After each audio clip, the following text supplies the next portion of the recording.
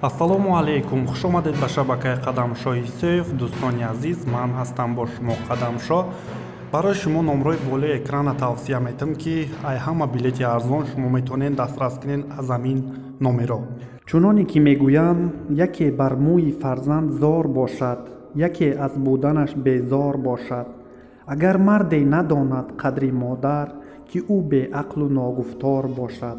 ҳодисае ки имрӯз пешкашатон мегардонам, ҳамлаи модар бо корд ба писари худ тавре вкд хабар медиҳад.